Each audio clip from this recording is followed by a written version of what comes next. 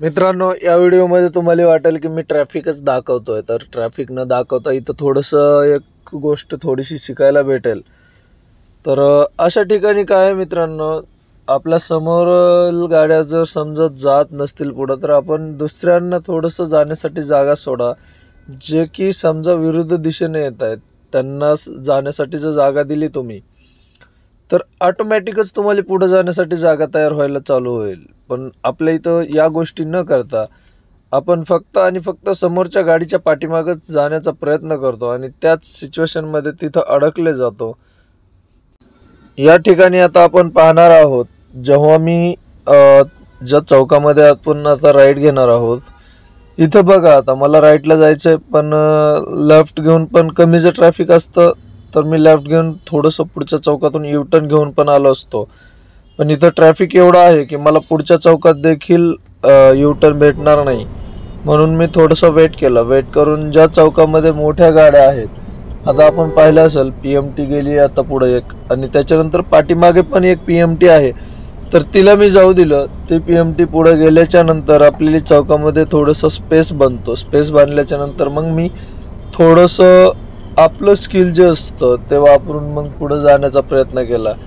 आता इथं कसं असतं, स्किल म्हणजे काही एवढं ड्रायव्हिंगमध्ये काही आता ट्रॅफिकमध्ये काहीही एवढं स्वतःचं नसतं। आपण थोडंसं दुसऱ्यांचा विचार केला ना की त्याच्यामध्ये सगळ्यात मोठं स्किल राहतं। आता हे पहा, इथं ही जर मोठी गाडी मी जर अडवली असती, मी आरामात या गाडीला पण पुढं जाऊ शकलो असतो या गाडीच्या अगोदर पण विचार केला की ही जर गाडी गेली तर इथं 3 ते 4 गाड्यांचा आपण स्पेस बनवू शकतो, म्हणजे थोडंसं जागा बनवू शकतो आपण आणि त्याच्यानंतर पुढे हळूहळू जाऊ शकतो। तर हा विचार केला पाहिजे। आता जिथं जिथं हा विचार सर्वजण करतील तिथं ट्रॅफिक होणारच नाही आहे। पण आपल्या इथं होतं काय, आपण विचार करून थांबतो आणि आपल्या पाठीमागलचं आपल्याला विनाकारण हॉर्न वाजवतो किंवा आपल्या साईडनं गाडी काढून घेण्याचा प्रयत्न करतो। या व्हिडिओमध्ये पण एका भाऊंनी तेच केलं, पाठीमागून हॉर्न वाजवत होते पण मी त्यांच्या हॉर्नकडे लक्ष न देता मी थोडंसं या गाडीला, मोठ्या गाडीला जाण्यासाठी प्राधान्य दिलं। ते गाडी जर नसती गेली तर मी पण आतमध्ये जाऊन या ट्रॅफिकच्या पुढे अडकलोच असतो, माझी पण गाडी पुढे निघली नसती। आता विदन मी 1 ते 2 मिनिटाच्या मध्ये बघा तुम्ही बाहेर निघतो इथून। तर अशा प्रकारे कधी कधी आपण सिटीमध्ये गाडी चालवली पाहिजे थोडंसं इतरांचं। आता हे बघा, हे म्हणतायत की तुम्ही लेफ्टला घ्या, पण तुम्ही जर थोडंसं थांबले तर काय फरक पडणार आहे। पण यांनी माझ्या राईटनी गाडी घेऊन लेफ्टला जायचं त्यांना, तर या गोष्टी करायला नाही पाहिजेत। आता कसं आहे माहिती आहे का, मी जर माझ्या याच्यावरती आलो ना तर मग मी गाडी 2-2 बोटावरून पुढं काढत राहत असतो। मग इथं पाहू शकता तुम्ही, आता मी फक्त आणि फक्त माझं स्किल वापरायला चालू केलं।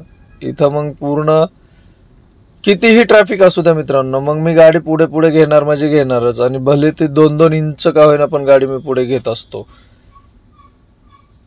तर या गोष्टी होतात ज्यावेळी आपण संयमाने गाडी चालवतो, त्यावेळी आपण संयम पण भरपूर बाळगू शकतो।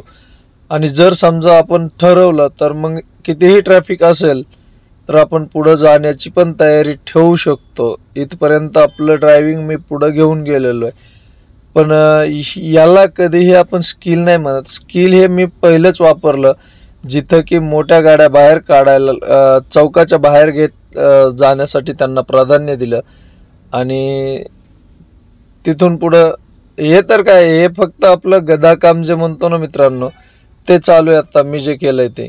आणि जे पहिल्या 2 मिनिटांमध्ये जे केलंय ते ड्रायव्हिंगचं जे म्हणतो ना आपण की एक प्रकारचं ड्रायव्हिंगचा प्रकार असतो तो।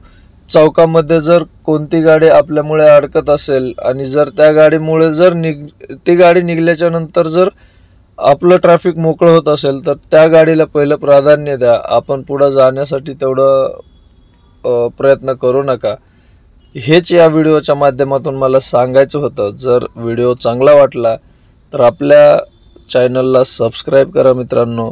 आपले असेच व्हिडिओ बनवण्याचा मी प्रयत्न करत असतो जिथं आपल्यासोबत इतरांचा त्रास कमी होईल याचा मी प्रयत्न करत असतो। या व्हिडिओत पण ते तुम्हाला शिकायला भेटलं असेल।